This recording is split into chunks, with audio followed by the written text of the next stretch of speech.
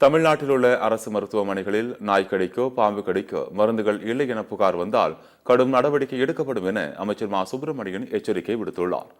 சென்னை ராஜீவ்காந்தி அரசு மருத்துவமனையில் புற்றுநோய் சிகிச்சைக்கான கதிரியக்க அதிர்வெண் நீக்கியல் கருவி நோயாளிகளின் பயன்பாட்டிற்காக துவக்கி வைக்கும் நிகழ்ச்சி நடைபெற்றது.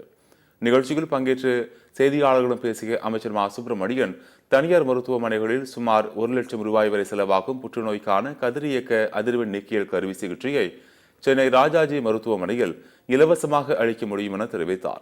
மேலும் தமிழ்நாட்டில் உள்ள அரசு மருத்துவமனைகளில் நாய் கடிக்கோ பாம்பு கடிக்கோ மருந்துகள் இல்லை என்று புகார் வந்தால் கடும் நடவடிக்கை எடுக்கப்படும் எனவும் எச்சரிக்கை விடுத்தார்.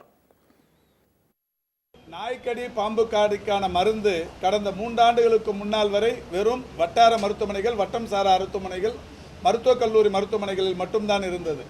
கடந்த 2 ஆண்டுகளுக்கு முன்னால் எங்களால் அனைத்து ஆரம்ப சுகாதார நிலையங்களிலும், குறிப்பாக 2286 ஆரம்ப சுகாதார நிலையங்களிலும் ஏஎஸ்வி என்று சொல்லப்படுகிற பாம்பு கடி மருந்தும் ஏஆர்வி என்று சொல்லக்கூடிய நாய்க்கடி மருந்தும் எல்லா மருத்துவமனைகளிலும் இருப்பு வைக்கப்பட்டு நான் தினந்தோறும் அந்த ஆய்வுக்கு மேற்கொள்ளுகிற எல்லா மருத்துவமனைகளிலும் தொடர்ச்சியாக அதை ஆய்வு செய்து கொண்டிருக்கிறோம். எல்லா இடங்களிலும் இருப்பு இருக்கிறது.